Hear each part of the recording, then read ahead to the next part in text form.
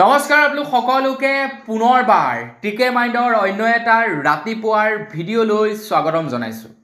অন্য দিনৰ দৰে আজিও আপোনালোকৰ বাবে দিনটোৰ কেইবাটাও গুৰুত্বপূৰ্ণ খবৰ লৈ আহিছোঁ। ভিডিঅ'টো প্ৰথমৰ পৰা শেষলৈকে চাই থাকিব। আজি প্ৰথম খবৰটোৱে দিবলৈ লৈছোঁ জুবিন দাৰ ওপৰত। তো মই আপোনালোকক ইয়াৰ পূৰ্বেও খবৰবিলাকত জনাইছোঁ যে জুবিন দাই ইমানেই কিছুমান ৰেকৰ্ড কৰি গৈছে, যিবিলাক ৰেকৰ্ড অন্য এজন শিল্পীয়ে ভৱিষ্যতলৈ আনকি অনাগত 100 বছৰত সেই তেখেতৰ যিবিলাক ৰেকৰ্ড ভংগ কেতিয়াও কৰিব নোৱাৰে। জুবিন দাই প্ৰায় 40টা ভাষাত গান গাইছে। জুবিন দাই প্ৰায় 42,000টা গান ৰেকৰ্ড কৰিছে। এটা ৰাতিৰ ভিতৰত প্ৰায় 39টা গান ৰেকৰ্ড কৰিছে জুবিন দাই। তেখেতে নিজাববীয়াকৈ প্ৰায় 5,000 গান লিখিছে। নিজে গান প্ৰায় 5,000টা গান তেখেতে লিখিছে। প্ৰায় 500তকৈও অধিক অসমীয়া চিনেমাত তেখেতে গান পৰিৱেশন কৰিছে। বাকী হিন্দী চিনেমাবিলাকতো পাছৰ কথাই। গতিকে জুবিন দাৰ যিবিলাক নেকি মানে আপোনাৰ ৰেকৰ্ডছ আছে, সেই ৰেকৰ্ডছবিলাক অনাগত 100 বছৰলৈও কোনো ছিংগাৰে ভাঙিব নোৱাৰিব বা কোনো শিল্পীয়ে সেই তেখেতৰ ৰেকৰ্ডছবিলাক ভংগ কৰিব নোৱাৰিব। তো তেখেতৰ মৃত্যুৰ সময়তো তেখেতে বৃহৎ ৰেকৰ্ড কৰি থৈ গ'ল। তেখেতৰ মৃত্যুৰ সময়ত প্ৰায় 1 মিলিয়ন মানুহ সমবেত হৈছিলে। তাৰ পাছতে এতিয়া খবৰ ওলাইছে তেখেতৰ মৃত্যুৰ পাছতেই তেখেতক আমাৰ গোটেই বিশ্বৰ প্ৰায় 114খন দেশে চাৰ্চ কৰি চাইছে। 114খন দেশে। গতিকে এইটো এটা হিষ্ট্ৰী ক্ৰিয়েট কৰি দিছে তেখেতে। একেলগতে একেটা সময়তে 114খন দেশে চাৰ্চ কৰি চাইছে গুগলত। গতিকে ভাবক জুবিন দা এজন কিমান পাৱাৰফুল ব্যক্তি। তেখেতে যে ইচ্ছা কৰিলেহেঁতেন চৰকাৰ বদলাই দিয়াৰ তেখেতৰ ক্ষমতা আছিলে। তেখেতে যদি ইচ্ছা কৰিলেহেঁতেন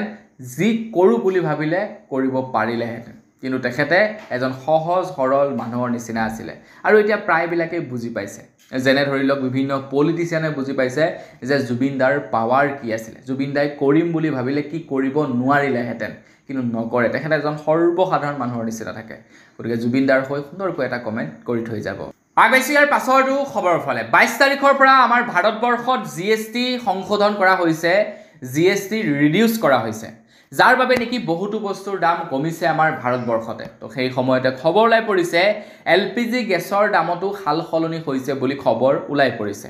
তো কোন ৰাজ্যত কিমান দাম কমিলে সেই সম্পৰ্কে থুলমূলকৈ জনাই থৈ যাওঁ। তো আমি যদি ক'বলৈ যাওঁ, নতুন দিল্লীত বৰ্তমান 853 টকা, মুম্বাইত হৈছে 852 টকা, বেংগলোৰত 855 টকা, চেন্নাইত 859 টকা, কলকাতাত 858 টকা, হায়দৰাবাদত 854 টকা, পুনেত 856 টকা আৰু আহমেদাবাদত 852 টকা। ঠিক তেনেকৈ যদি আমি কমাৰ্চিয়েল LPG কেজিৰ কথা ক'বলৈ যাওঁ, নতুন দিল্লীত 1580 টকা, মুম্বাইত 1582 টকা, বেংগলোৰত 1585 টকা, চেন্নাইত 1590 টকা, কলকাতাত 1588 টকা, হায়দৰাবাদত 1583 টকা, পুনেত হৈ গ'ল 1584 টকা, আহমেদাবাদত হৈ গ'ল 1581 টকা। তো এয়া হৈছে নতুন LPG চিলিণ্ডাৰৰ দাম। তো আমাৰ অসমতো ঠিক তেনেকৈ সিমানেই হ'ব, বৰ বেছি নহয়, 2 টকা বাঢ়িব নতুবা 2 টকা কমিব। তো ইমানেই মানে 1500 টকাৰ ভিতৰত আপোনালোকে পাই যাব কমাৰ্চিয়েল, আৰু ডমেষ্টিক আপোনালোকে পাব 800 পৰা 900 টকাৰ ভিতৰত। মানে বৰ বিশেষ এনেকুৱা দামো কমা নাই, কম বেছি পৰিমাণে দামটো কমিছে। আগবাইছোঁ ইয়াৰ পাছৰটো খবৰ ফালে। ইয়াৰ পাছৰ খবৰটো ওলাই পৰিছে জুবিন দাৰ ওপৰতে। জুবিন দাৰ ওপৰত এতিয়া ইটোৰ পাছত সিটো ক্লু ওলাই পৰিছে, যিবিলাকে অকণমান সন্দেহৰ আৱৰ্তনত আনে জুবিন দাৰ মৃত্যুক। খবৰ ওলাই পৰিছে সিদ্ধাৰ্থ, যিজন নেকি এজন অনা অসমীয়া যুৱক আছিলে, অনা অসমীয়া মেনেজাৰ আছিলে, 10 এপ্ৰিল তাৰিখে 4:37 তেখেতে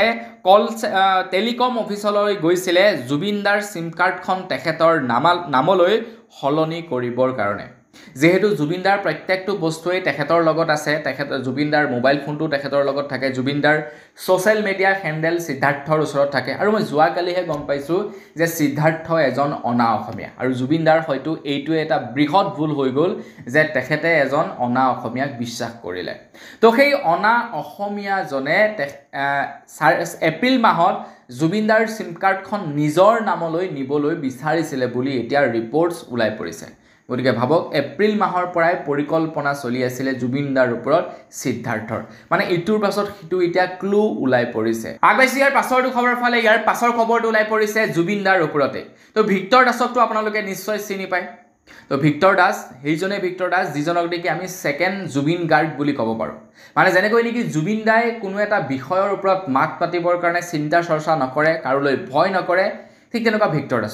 ভিক্টৰ দাসেও কোনো এটা বিষয়ৰ ওপৰত মাত মাতিবলৈ না ভয় কৰে না কাৰোবাক কিবা কথা ক'বৰ কাৰণে সংকোচ কৰে অপেনলি কৈ দিয়ে মুঠতে যি কৰ মোৰ ওপৰত মই ক'ব লগাটো কমেই তো ছেকেণ্ড জুবিন গাৰ্গ বুলি ক'লেও মোৰ মতে বেয়া নহয় জুবিনদাৰ স্থানটো ল'ব নোৱাৰে কিন্তু মানে জুবিনদাৰ ষ্টাইলটোক তেখেতে কপি কৰে বুলি ক'ব পাৰি এতিয়া ভিক্টৰ দাসে কৈছে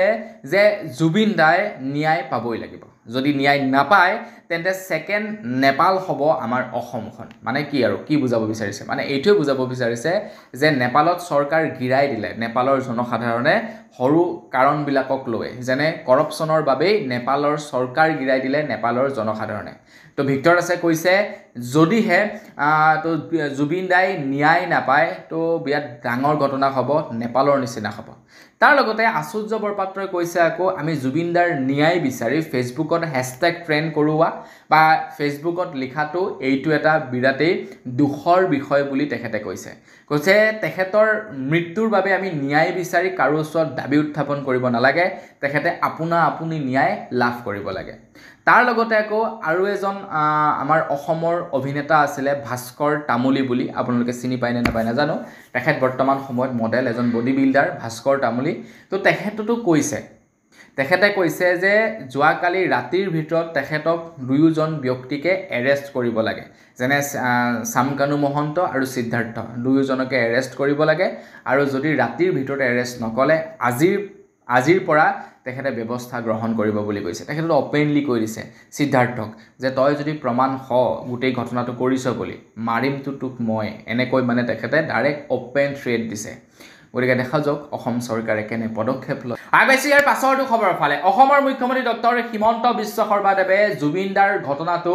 এতিয়া ইনভেষ্টিগেশ্যন কৰিবৰ কাৰণে SITৰ গঠন কৰিছে অৰ্থাৎ স্পেচিয়েল ইনভেষ্টিগেশ্যন টিম তেখেতে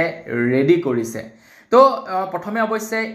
SIT গঠন কৰা নাছিলে 10জনীয়া এটা টিম বৰ্তমান সময়ত SIT গঠন কৰিছে কিন্তু সেই সময়তে অখিল গগৈ ডাঙৰীয়াই দাবী উত্থাপন কৰিলে একচুৱেলি অখিল গগৈ ডাঙৰীয়াই বেয়া কথা নকয় কিন্তু ভাল কথা কয় অখিল গগৈ ডাঙৰীয়াই কৈছিলে যে যদিহে হিমন্ত বিশ্ব শৰ্মাদেৱে গৌৰৱ গগৈৰ সৈতে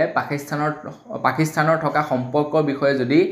SIT গঠন কৰিব পাৰে জুবিনদাৰ মৃত্যুৰ তদন্তৰ বাবে SIT গঠন কিয় কৰিব নোৱাৰে তো তাৰ পাছতেই অসমৰ মুখ্যমন্ত্ৰী ডক্টৰ হিমন্ত বিশ্ব শৰ্মাদেৱে মানে কোনো এটা বিষয়ত যাতে প্ৰশ্নবোধক থাকি নাযায় তো তাৰ কাৰণে ৰাইজে যি বিচাৰিছে সেইটোকে কৰিছে তেখেতে SIT গঠন কৰিছে আৰু সেই SITৰ সদস্য এতিয়া দিল্লীলৈ বুলি ৰাওনা হৈছে মানে ইনভেষ্টিগেশ্যন কৰিবৰ কাৰণে তো এই মানে SITৰ টিমটোৱে কেৱল জুবিনদাৰ ঘটনাটোকে তেওঁলোকে সেই ঘটনাটো ইনভেষ্টিগেশ্যন কৰিব বেলেগ কাম নকৰে কেৱল জুবিনদাৰ এই ঘটনাটো ইনভেষ্টিগেশ্যন কৰিব আগবাইছে ইয়াৰ পাছৰটো খবৰ ফালে ইয়াৰ পাছৰ খবৰটো ওলাই পৰিছে দুৰ্গা পূজাৰ ওপৰত আহি আছে দুৰ্গা পূজা 28 তাৰিখৰ পৰা দুৰ্গা পূজা পালন কৰিব গোটেই ভাৰতবৰ্ষতে এইবাৰ আমাৰ অসমত দুৰ্গা পূজা অকণমান উকা যাব যিহেতু আমাৰ সকলোৰে মৰমৰ হিয়াৰ আমঠু জুবিনদা আমাৰ মাজত নাই গতিকে তেখেতৰ শোকে গোটেই অসমবাসীকে বৰ্তমান সময়ত শোকত ৰাখিছে সেইবাবে মই ভাবোঁ এইবাৰ দুৰ্গা পূজা অকণমান সেমেকা যাব আৰু যি কি নহওক তথাপিও অসম চৰকাৰে এইবাৰ আমাৰ অসমৰ প্ৰায় ৭,৮১৭খন দুৰ্গা পূজা কমিটিক 10,000 টকাকৈ বৰঙণি আগবঢ়াব মানে ইয়াৰ আগবছৰো আগবঢ়াইছে ইয়াৰ আগৰ বছৰো 10,000 টকাকৈ আগবঢ়াইছে তো সমান্তৰালভাৱে এইবাৰো 10,000 টকাকৈ আগবঢ়াব প্ৰায় ৭,৮১৭ পূজা কমিটিক আগবাইছে ইয়াৰ পাছৰটো খবৰ ফালে কংগ্ৰেছ চৰকাৰৰ দিনৰ পৰা আমাৰ অসমত যিসকল ল'ৰা ছোৱালীয়ে মেট্ৰিক পাছ কৰে তো তেওঁলোকক কিবা নহয় কিবা এটা সন্মানেৰে সন্মানিত কৰি আহিছিলে প্ৰথমে জৱাহৰলাল নেহেৰু বঁটা আগবঢ়াইছিলে নেকি যিটো নেকি এটা কম্পিউটাৰ আগবঢ়াইছিলে মানে লেপটপ আগবঢ়াইছিলে 60% পালেই লেপটপ দিছিলে ল'ৰা আৰু ছোৱালীক তো যেতিয়াই নেকি বিজেপি চৰকাৰ আহিলে সেই নিয়মটো অকণমান চেঞ্জ কৰি দিলে প্ৰথমে দিলে আপোনাৰ যিসকল ছোৱালীয়ে 60% পায় যিসকল ল'ৰাই মানে 80% পায় এনেকৈ মানে মিলাই দিবলৈ ল'লে এইবাৰটো ডাইৰেক্ট ল'ৰা ছোৱালী সবেই 80% পাব লাগিব তেওঁলোকক একোখনকৈ স্কুটি দিব তো এনেকুৱা নিয়ম বনাই দিলে আৰু যি কি নহওক সেই সম্পৰ্কে ক'বলৈ যোৱা নাই ক'বলৈ লৈছোঁ যে যি নেকি সেই বঁটা আগবঢ়াইছে বাণীকান্ত কাকতি মেধাৱী বঁটা তো সেই বঁটা এইবাৰ প্ৰায় 11,250জন ছাত্ৰ ছাত্ৰীয়ে লাভ কৰিছে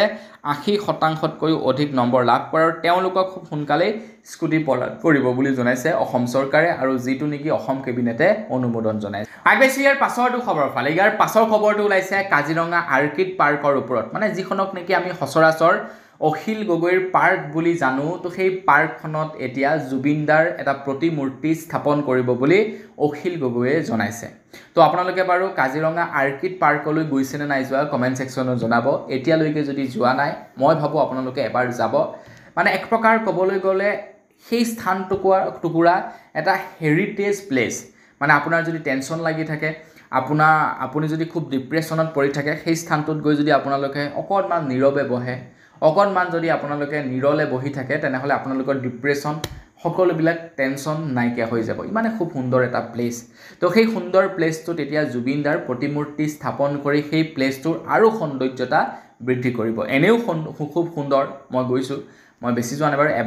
এবাৰ গৈ চাই আহিছোঁ প্ৰায় 100ৰো অধিক বাঁহৰ প্ৰজাতি আছে 100ৰো অধিক ফুলৰ প্ৰজাতি আছে 100ৰো অধিক আপোনাৰ বিভিন্ন ধৰণৰ গছৰ প্ৰজাতি আছে মানে ঢেৰ কিবা আছে আপোনালোকে যাব খুব ভাল পাব চাই তো তাত এতিয়া জুবিন গাৰ্গৰ এটা প্ৰতিমূৰ্তি নিৰ্মাণ কৰিব অখিল গগৈয়ে আগবাইছে ইয়াৰ পাছৰটো খবৰ ফালে ইয়াৰ পাছৰ খবৰটো ওলাই পৰিছে শ্যামকানু মহন্তৰ ওপৰত শ্যামকানু মহন্তৰ ওপৰত এতিয়া এটাৰ ওপৰত এটা তেখেতৰ ওপৰত কলংক লাগি গৈ আছে মানে অভিযোগ এটাৰ পাছত এটা অভিযোগ উত্থাপিত হৈ গৈ আছে শ্যামকানু মহন্তৰ ওপৰত এতিয়া শ্যামকানু মহন্তক বিভিন্ন নিউজ চেনেলে ক্লিয়াৰিফিকেশ্যন দিব বিচাৰিছে শ্যামকানু মহন্তৰ দ্বাৰা এই কামটো সংগঠিত যে হোৱা নাই কিছুমান নিউজ চেনেলে তেখেতৰ ওপৰত ক্লিয়াৰিফিকেশ্যন দিব বিচাৰিছে যদিও তেখেতৰ ওপৰত এটাৰ পাছত এটা অভিযোগ উত্থাপিত হৈ আহিছে এটা খবৰ ওলাইছে এটা অভিযোগ উত্থাপিত কৰিছে গীতালি কাকতিয়ে তেখেতে কৈছে যে শ্যামকানু মহন্তৰ প্ৰগ্ৰেম পাবলৈ তেখেতক এক্সট্ৰাকৈ লক কৰিব লাগে এতিয়া এক্সট্ৰাকৈ লক কৰা মানে কি মানে এগৰাকী ছোৱালীয়ে কোনো এজন পুৰুষক এক্সট্ৰাকৈ লক কৰা মানে কি বুজায় তো গীতালি শৰ্মাই কৈছে যে মই এক্সট্ৰাকৈ লক নকৰোঁ আৰু তেখেতৰ প্ৰগ্ৰেমো মোক নালাগে যোনেই তেখেতক এক্সট্ৰাকৈ লক কৰিব তেখেতলোকে মানে প্ৰগ্ৰেম পাব তো এনেধৰণৰ মানে মন্তব্য কৰিছে গীতালি শৰ্মাই এতিয়া কিমান দূৰ সত্য নাজানো তেখেতে কৈছে যে শ্যামকানু মহন্তৰ প্ৰগ্ৰেম পাবলৈ হ'লে তেখেতৰ লগত এক্সট্ৰাকৈ লগ কৰিব লাগে এতিয়া সবৰ কাৰণে সেই নিয়মটো প্ৰযোজ্য নহ'বও পাৰে কিছুমানৰ ক্ষেত্ৰত সেই নিয়মটো প্ৰযোজ্য হ'বও পাৰে তো এই কথা নাজানো কেৱল অভিযোগ উত্থাপিত হৈছে আগবাইছে ইয়াৰ পাছৰটো খবৰ ফালে ইয়াৰ পাছৰ খবৰটো ওলাই পৰিছে সিদ্ধাৰ্থ শৰ্মাৰ ওপৰত সিদ্ধাৰ্থ শৰ্মা যে এজন অনা অসমীয়া আপোনালোকে বাৰু ইয়াৰ পূৰ্বে গম পাইছিলে নে নাই পোৱা কমেণ্ট ছেকশ্যনত জনাব মানে তেখেত এজন অসমীয়া ল'ৰা নহয় মই ভাবিছিলোঁ ব্ৰাহ্মণ ল'ৰা বুলি তেখেত ব্ৰাহ্মণ ল'ৰা নহয় মানে আমাৰ অসমীয়া ব্ৰাহ্মণ নহয় আৰু তেখেত আপোনাৰ মাৰোৱাৰী নে বিহাৰী কিবা এটা হয় তো আপোনালোকে পূৰ্বে বাৰু গম পাইছিলে নে কমেণ্ট ছেকশ্যনত জনাব এতিয়া সিদ্ধাৰ্থৰ ওপৰতো এটাৰ পাছত এটা অভিযোগ উত্থাপিত হৈ আহিছে এটা জুবিনদাৰ সৈতে যিসকল কো ছিংগাৰে গান পৰিৱেশন কৰিছিলে তেওঁলোকে কৈছে যে সিদ্ধাৰ্থ যেতিয়া আছিলে সিদ্ধাৰ্থই কো ছিংগাৰসকলক ছিংগাৰ বুলিয়ে গণ্য নকৰে তেওঁলোকক বাটত পৰি থকা কুকুৰৰ নিচিনা গণ্য কৰে বুলি জনাইছে তো তেওঁলোকে অভিযোগ উত্থাপিত কৰিছে যে জুবিনদাৰ লগত এটা ছিজন কৰি যোৱাৰ পাছত মানে এটা বিহু ছিজন কৰি যোৱাৰ পাছত তেখেতে দামী গাড়ী কিনে আৰু সেই দামী গাড়ীসমূহ জুবিনদাকে আকৌ ভাড়াত দিয়ে মানে মাৰ্চেডিছ কিনে অডি কিনে এইবিলাক কিনে জুবিনদাৰ এটা প্ৰগ্ৰেম হৈ যোৱাৰ পাছত মানে এটা ছিজন বিহুৰ ছিজন হৈ যোৱাৰ পাছত দামী গাড়ী কিনে আৰু সেই গাড়ীসমূহ জুবিনদাকে বোলে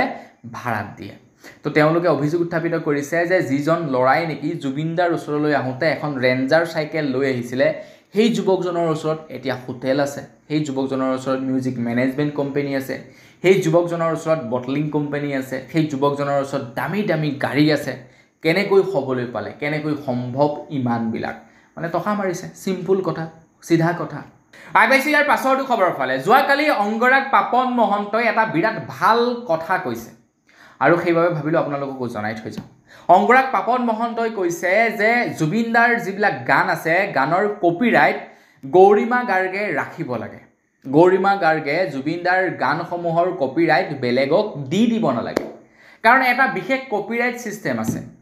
ধৰি লওক জুবিন দাৰ গানটো যদি ভৱিষ্যতলৈ কোনোবা চেনেলত ধৰি লওক আপোনাৰ কোনোবা প্ৰগ্ৰেমত কোনোবাই বজালে, কোনোবাই নিউজ চেনেলত বজালে, কোনোবাই ধৰি লওক কিবা ফাংচনত বজালে, তো জুবিন দাক পইচা পে' কৰিব লাগে,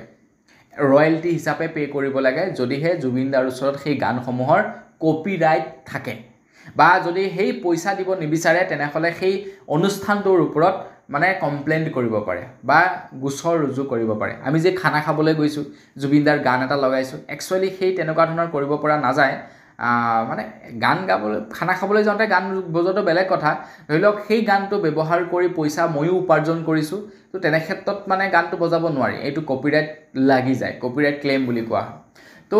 অংগৰাগ পাপন মহন্তই কৈছে যে পৰাপক্ষত মানে গৌৰিমা গাৰ্গে জুবিন দাৰ গানসমূহৰ কপিৰাইট নিজৰ লগত ৰাখক, কাৰণ তেখেতে ৪২,০০০ গান গাইছে। গতিকে ইমানখিনি গানৰ যদি কপিৰাইট গৌৰিমা গাৰ্গৰ হাতত থাকে ন, তো তেতিয়া ভৱিষ্যতলৈ গৌৰিমা গাৰ্গে একো নকৰাকৈ ঘৰতে বহি বহি টকা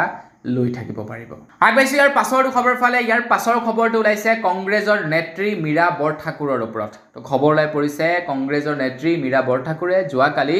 সোণাপুৰত জুবিন দাই ভাল পোৱা নাহৰ পুলি বিতৰণ কৰিছে। কাৰণ জুবিন দাই কৈছিলে যে আপোনালোকে যদি মোক ভাল পায় তেন্তে ঘৰৰ আগফালে এজোপাকৈ নাহৰৰ পুলি ৰুৱক, কাৰণ জুবিনে নাহৰ পুলি ভাল পায়। তো নাহৰৰ গছ যদি আপোনাৰ ঘৰত থাকে তেন্তে লাগিব যে জুবিন আছে আপোনাৰ ঘৰত, নাহৰ গছ য'ত থাকিব জুবিন তাতেই থাকিব। জুবিন গাৰ্গে কৈছিলে, সেইকাৰণে আপোনালোকে নাহৰ পুলি ৰুৱক যদিহে জুবিন গাৰ্গক ভাল পায়। আৰু যাৰ বাবে নেকি যোৱাকালি মীৰা বৰঠাকুৰে নাহৰ পুলি বিতৰণ কৰিছে জুবিন দাৰ অনুৰাগীসকলক। আৰু তাৰ লগতে জুবিন দাৰ সমাধিস্থলত গৌৰিমা গাৰ্গেও এজোপা নাহৰ পুলি ৰোপণ কৰি থৈ আহে, কাৰণ জুবিন দাই নাহৰ গছ ভাল পায়। আগবাঢ়িছোঁ ইয়াৰ পাছৰটো খবৰ ফালে। ইয়াৰ পাছৰ খবৰটো ওলাই পৰিছে সিদ্ধাৰ্থ শৰ্মাৰ ওপৰত। তো সিদ্ধাৰ্থ শৰ্মাৰ ওপৰত এটা অভিযোগ উত্থাপিত হৈছে, আৰু সেই অভিযোগটো তুলিছে শেখৰে। জুবিন দাৰ তেনেই ঘনিষ্ঠ আৰু সিদ্ধাৰ্থহঁতৰ একেলগতে থকা শেখৰ, অৰ্থাৎ সিদ্ধাৰ্থৰ বন্ধু বা জুবিন দাৰ ঘনিষ্ঠ শেখৰে এটা অভিযোগ উত্থাপিত কৰিছে যে সিদ্ধাৰ্থৰ গুৱাহাটীত এখন হোটেল আছে যিখনৰ মূল্য হৈছে ৩০ কোটি টকা। ৰয়েল হেৰিটেজ নামৰ হোটেলখন সিদ্ধাৰ্থৰ। এতিয়া সেই হোটেলখনৰ ওপৰত ইনভেষ্টিগেশ্যন চলিছে, আৰু সেই ইনভেষ্টিগেশ্যনত এটা কথা গম পোৱা গৈছে, সেই হোটেলখন বোলে সিদ্ধাৰ্থৰ নহয়, আন কোনোবা এজন ব্যক্তিৰ নামতহে আছে। এতিয়া এটা কথা কওক, আপোনাৰ ইনকম যেনিবা ১০০ টকা, কিন্তু তাৰ বিপৰীতে আপুনি যেনিবা ১০০ কোটি টকাৰ কিবা এটা সম্পত্তি লৈছে, আপুনি জানো সেই ১০০ কোটি টকাৰ সম্পত্তিটো আপোনাৰ নামত ল'ব? অবভিয়াছলি নলয়। আপুনি সেই সম্পত্তিটো বেলেগ কাৰোবাৰ নামতেই ল'ব, কাৰণ আপোনাৰ ইনকম ১০০ টকা আৰু ১০০ কোটি টকাৰ সম্পত্তি যদি লৈ লয় তেনেহ'লে ফচি যাব আপুনি। গতিকে আপুনি সেই সম্পত্তিটো কাৰ নামত কৰিব? বেলেগৰ নামত, হয়নে নহয়? গতিকে এইবিলাক মানে পুৰণা চাল, এইবিলাক পুৰণা ট্ৰিক্স, এনেকৈ নোলায়। বোলে কোনোবাই কৈ দিলে নহয় এই হোটেলখন আমুকৰ নামত নাই, মোৰ নামতহে আছে। আৰে ভাই, এইবিলাক পুৰণা ট্ৰিক্স, এইবিলাক আমিও জানো যে কেনেকৈ এইবিলাকক অকণমান কণ্ট্ৰল কৰিব পাৰি, ইনকম টেক্সক কেনেকৈ ঢোকা দিব পাৰি আমিও জানো। আগবাঢ়িছোঁ ইয়াৰ পাছৰটো খবৰৰ ফালে। গৌৰিমা গাৰ্গে যোৱাকালি সংবাদ মাধ্যমৰ আগত কৈছে যে মই গমেই পোৱা নাছিলোঁ যে মোৰ ওচৰত এজন ভগৱান আছে। একচুৱেলি গৌৰিমা গাৰ্গেই নহয়, কোনোৱেই হয়তো ভবা নাছিলে যে জুবিন গাৰ্গৰ কিমান পাৱাৰ আছিলে। আমিও হয়তো ভবাই নাছিলোঁ যে জুবিন গাৰ্গৰ ইমান পাৱাৰ আছিলে। এজন ব্যক্তিয়ে কৈছিলে যে আপুনি জীৱিত থকা অৱস্থাত আপোনাক কেইজনে বাৰ্থডে উইচ কৰিছে সেইটো ডাঙৰ কথা নহয়, কিন্তু আপোনাৰ মৃত্যুৰ সময়ত আপোনাৰ চিতাৰ কাষত কেইজন ব্যক্তি সমবেত হৈছে সেইটোহে ডাঙৰ কথা। কাৰণ এনেকুৱা লাগিব মানুহৰ যে নহয় এই মানুহজনক এবাৰ হ'লেও শেষবাৰৰ কাৰণে চাই আহিব লাগিব। মানুহৰ মনত মানে সেই ফিলিংছটো জাগিব লাগিব। তাক কয় প্ৰকৃততে মানুহ মানে গোটোৱা বা মানুহৰ মৰম উপাৰ্জন কৰা, আৰু জুবিন দাই সেইটোৱে কৰিলে। জুবিন দা জীৱিত থকা অৱস্থাত তেখেতৰ প্ৰগ্ৰেম কেইজনে চাবলৈ যায় সেইটো ডাঙৰ কথা নহয়, কিন্তু তেখেতৰ মৃত্যুৰ সময়ত ১ মিলিয়নতকৈও অধিক মানুহ সমবেত হৈছে, আৰু সেইটো ডাঙৰ কথা। আৰু এইটো সকলোৱে হতভম্ব হৈ গৈছে, পলিটিচিয়ানৰ পৰা ধৰি আনকি গৌৰিমা গাৰ্গেও ভবা নাছিলে যে জুবিন দাৰ মৃত্যুৰ সময়ত বা সেই সময়ত ইমানখিনি মানুহ সমবেত হ'ব। পলিটিচিয়ানবিলাকেতো আপোনাৰ মানে ফেচবুকত তেওঁলোকে পোষ্ট দি দিছে, তেওঁলোকে ভাবিছে চালা আমি ইমান দিনে বৰ বেয়া মানুহ এটাৰ লগত পাংগা লৈ আছিলোঁ, কেনেবাকৈ যদি তাৰ মাথাটো পাল্টা খাই গ'লহেঁতেন ন, তো আমাৰ মানে তেহেজ কৰি দিলেহেঁতেন। ভাবক জুবিন দাই মানে ইচ্ছা কৰিলে কি কৰিব নোৱাৰিলেহেঁতেন, চৰকাৰ গিৰাই দিব পাৰিলেহেঁতেন। আগবাইছোঁ ইয়াৰ পাছৰটো খবৰ ফালে ইয়াৰ পাছৰ খবৰটো ওলাই পৰিছে মিজোৰামৰ পৰা আসাম ৰাইফলে যোৱাকালি মিজোৰামত প্ৰায় 211.40 কোটি টকাৰ হেৰোইন জব্দ কৰে প্ৰায় 1.377 মানে 1 কেজি 377 গ্ৰাম হেৰোইন জব্দ কৰে যাৰ মূল্য হৈছে 211 কোটি টকা বাপৰে ইমান দাম নে এইবিলাক বস্তু এয়া আসাম ৰাইফলে মিজোৰামত মানে ধৰিবলৈ সক্ষম হৈছে আগবাইছোঁ ইয়াৰ পাছৰটো খবৰ ফালে ইয়াৰ পাছৰ খবৰটো ওলাইছে গৌৰিমা গাৰ্গৰ ওপৰত তো গৌৰিমা গাৰ্গৰ ওপৰত এই কেইদিন কিছু লোকে প্ৰশ্ন উত্থাপিত কৰি আছে গৌৰিমা গাৰ্গে যেতিয়াই নেকি সিদ্ধাৰ্থৰ ওপৰত এটা ভিডিঅ' আপলোড কৰিছিলে যে আপোনালোকে সিদ্ধাৰ্থক আহিবলৈ দিয়ক বহুতো কাম আছে জুবিনৰ আধৰুৱা যিবিলাক সিদ্ধাৰ্থৰ অবিহনে মই অকলে কৰিব নোৱাৰিম তো তাৰ পাছতেই বহু লোকে সন্দেহ কৰিছিলে যে সিদ্ধাৰ্থৰ সৈতে গৌৰিমা গাৰ্গৰ মানে যোগাযোগ বৰ্তমানেও আছে তো গৌৰিমা গাৰ্গে যোৱাকালি এইটো স্পষ্টীকৰণ দিছে যে তেখেতে কৈছে যে মোৰ সিদ্ধাৰ্থৰ সৈতে কোনো মানে যোগাযোগ নাই বৰ্তমান সময়ত আৰু তেখেতে কৈছে মোৰ লগত কোনো যোগাযোগ নাই মই একো কথা নাজানো সেইবোৰ কথাৰ উত্তৰ দিয়াৰ এতিয়া পৰিস্থিতিও নহয় চৰকাৰ আৰু আইনৰ ওপৰত মোৰ সম্পূৰ্ণ আস্থা আছে এটা চৰকাৰে যি কৰে সেয়াই আৰু মুঠতে আইনে যি কৰে সেয়াই আৰু মুঠতে আগবাইছোঁ ইয়াৰ পাছৰটো খবৰ ফালে প্ৰত্যেক বছৰে নৰ্থ ইষ্ট ফেষ্টিভেল আয়োজন কৰা হয় এটা কিমান দিনৰ পৰা নৰ্থ ইষ্ট ফেষ্টিভেল আয়োজিত কৰি আহিছে সেই সম্পৰ্কে নাজানো কিন্তু আমাৰ ওচৰত এটা ডাটা আহি পৰিছে 2014 চনৰ পাছৰ পৰা নৰ্থ ইষ্ট ফেষ্টিভেলৰ 2014 চনৰ পাছৰ পৰা এটা ডাটা আহি পৰিছে আৰু সেই ডাটা মৰ্মে 2014 চনৰ পাছৰ পৰা নৰ্থ ইষ্ট ফেষ্টিভেলে কিমান টকা লাভ কৰিছে আমাৰ ভাৰতৰ বিভিন্ন মন্ত্ৰালয়ৰ পৰা আপোনালোকক স্ক্ৰীনত দি দিছোঁ আপোনালোকে চাই লওক যেনে ধৰি লওক 2014-15 লাভ কৰিছিলে 9 লাখ টকা 14-15তে আকৌ এবাৰ লাভ কৰিছিলে 6 লাখ টকা 15 চনত 5 লাখ টকা 15-16ত প্ৰায় 10 লাখ টকা আকৌ 15-16তে 5 লাখ টকা 15-16তে আকৌ এবাৰ 2 লাখ টকা 18-19ত 12 লাখ টকা 19ত আকৌ 10 লাখ টকা ঠিক তেনেকৈ আকৌ আপোনাৰ মানে 19ত আকৌ এবাৰ লাভ কৰিছিলে মানে এটা বৃহৎ এমাউণ্ট লাভ কৰিছিলে ঠিক তেনেকৈ 7 লাখ টকা তাৰপাছত 19 চনত আকৌ প্ৰায় 3 লাখ টকা ঠিক তেনেকুৱা ধৰণৰ আৰু 3 লাখ টকাৰ এটা তেখেতে লাভ কৰিছিলে তো এয়াই হৈছে আপোনাৰ মানে সেই আৰু চামকানু মহন্তৰ ভাৰত চৰকাৰ বিভিন্ন মন্ত্ৰালয়ৰ পৰা পোৱা অনুদান মানে কিমান চনৰ পৰা হৈ আছে নাজানো কিন্তু 2014 চনৰ পাছৰ হিচাপটো হৈছে আগবাইছোঁ ইয়াৰ পাছৰটো খবৰ ফালে ইয়াৰ পাছৰ খবৰটো ওলাই পৰিছে চামকানু মহন্তৰ ওপৰত চামকানু মহন্তক অসম চৰকাৰে বেন কৰিলে চামকানু মহন্তৰ NGOক বেন কৰিলে অসম চৰকাৰে চামকানু মহন্তক ভৱিষ্যতলৈ অসমত একো অনুষ্ঠান পাতিবলৈ নিদিয়ে তাৰ লগতে চামকানু মহন্তৰ NGOক ভৱিষ্যতলৈ কোনো ধৰণৰ দান বৰঙণি আগ নবঢ়ায় এতিয়া এইখিনিতে মোৰ এটা সৰু কথা মনত পৰিছে কাহিনীটো ক'ৰ আছিলে মই পাহৰিলোঁ আমাৰ ভাৰতৰ এটা কোম্পানী আছিলে যিটো কোম্পানী নেকি ভাৰত চৰকাৰে বেন কৰিছিলে ভাৰতৰ মানে কিছুমান কাম তেখেতলোকে মানে কন্ট্ৰেক্টচুৱেলত লৈছিলে য'ত নেকি তেওঁলোকে অকণমান খেলিমেলি কৰাৰ বাবে ভাৰত চৰকাৰে তেওঁলোকৰ কোম্পানীটো বেন কৰি দিলে সেই একেটা কোম্পানীয়ে কি কৰিলে তেওঁলোকে অন্য এটা নামত ৰেজিষ্টাৰ্ড কৰি আহি এতিয়া ভাৰতৰ প্ৰায়খিনি কাম তেওঁলোকেই চাই আছে কোম্পানীটোৰ নাম কি আছিলে এক্সেক্টলি পাহৰিলোঁ আৰু মনত থাকিলেও মই নকলোহেঁতেন আপোনালোকক কাৰণ এইবিলাক অলপ কনফিডেন্সিয়েল কোৱাটো একেবাৰে বেয়া কথা তো তেওঁলোকে এতিয়া নাম সলনি কৰি আহি ভাৰত চৰকাৰৰ প্ৰায়খিনি তেওঁলোকে কন্ট্ৰেক্ট লৈ আছে ঠিক তেনেকুৱা কথা চামকানু মহন্তই কালিলৈ নাম সলনি কৰিব তেখেতৰ NGOৰ নাম তাৰপিছত আকৌ লৈ ল'ব দান বৰঙণি অসমৰ পৰা হয়নে নহয় তো সেইটো নহ'ব আমাক লাগিব কি চামকানু মহন্তক এৰেষ্ট কৰিব লাগে উচিত শাস্তি দিব লাগে ব্লেক লিষ্টেড কৰিলে কিন্তু নহ'ব তো ব্লেক লিষ্টেড কৰি অৱশ্যে মুখ্যমন্ত্ৰী ডাঙৰীয়াই এইটো প্ৰমাণ কৰি দিছে যে মুখ্যমন্ত্ৰী ডাঙৰীয়াৰো সন্দেহ আছে যে জুবিন গাৰ্গৰ মৃত্যুত স্বাভাৱিক মৃত্যু হোৱা নাই জুবিন গাৰ্গৰ মৃত্যুত চামকানু মহন্তৰ হাত আছে এইটো হয়তো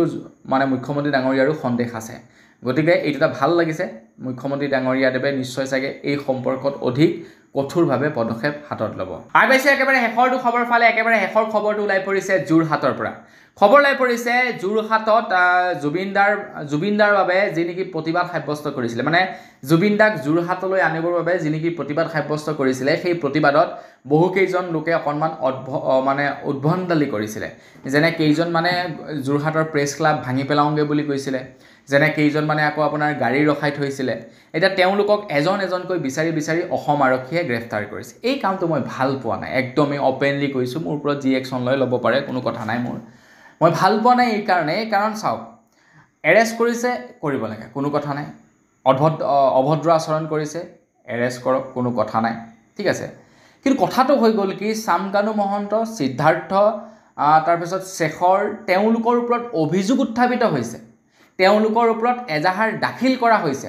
তাৰ পাছতো তেওঁলোকক এতিয়ালৈকে আটক কৰা নাই কিয়? জুবিনদাৰ নিচিনা এজন বিখ্যাত মানুহৰ মৃত্যুৰ তেওঁলোক প্ৰাইম ছাছপেক্ট,